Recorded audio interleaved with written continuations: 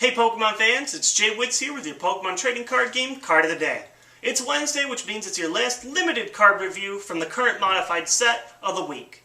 Today's card is one that I personally support very heavily, and that card is Sage's Training.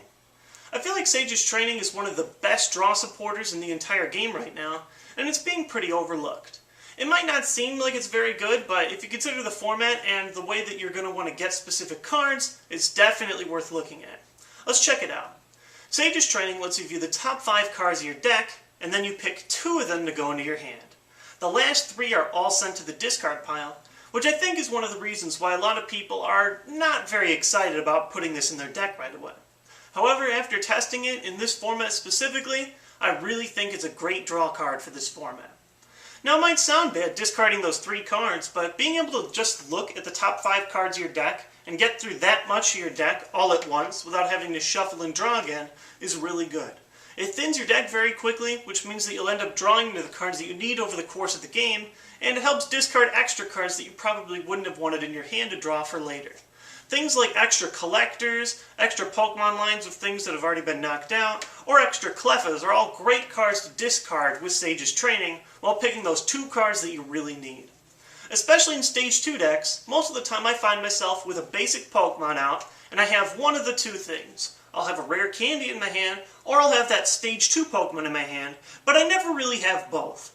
Sage's Training, aside from Twins if you're down in the game, is your most reliable way to pull out either the rare candy or that one Stage 2 Pokemon that you wanted off those top 5 cards.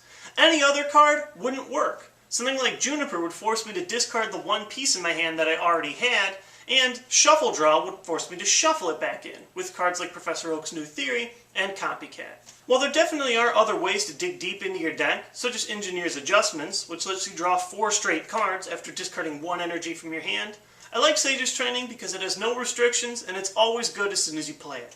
It helps thin your deck, and it can really help you search things out, especially in a finicky deck like Emboar Magnezone or other things that run Stage 2 lines. But even as I tested it onto Stage 1 and even basic Pokemon decks, I found it to be my favorite draw supporter in the entire format, and I highly recommend that you try it if you haven't already because you don't really like discarding 3 cards. Once you've play tested with it for a little while, you'll notice that picking those 3 cards to discard isn't really that hard of a choice, and I guarantee that you'll enjoy it as much as I have. For playability, I'm going to give Sage's Training a 9 out of 10. It's a high score, but I think that the card works in every deck. I think that it's a great way to draw through your deck, and it's probably better than any other option that we have as far as being able to just look through your deck and get through a specific card while still thinning your deck at the same time. As far as artwork goes, I'll give it an 8 out of 10. I really like the way that the card is reliable to the Bellsprout Tower and Sages inside of the game, and everybody's got this really cool crossed arm pose. Even the Hoot Hoot with 1 leg standing on top of Bellsprout's head. It's just a funny card, it's got good artwork, it's playable, and it's definitely one to get a hold of. It's really easy to get because it's in both Heart Gold, Soul Silver, and Call of Legends, and most card shops don't really price it that high. $1 tops, and probably under that. And so I recommend that you get them if you don't already have a bunch of them already. I hope you guys enjoyed today's Card of the Day. Tune in tomorrow for a fun Pokemon trading card game fact. Peace! You want the best tricks? I suggest you Prof-It. You want a mess Brit? I suggest you drop it. Once we started rolling, you know you can't stop it. Let's go and get some lessons from JWittz and Prof-It. Yeah.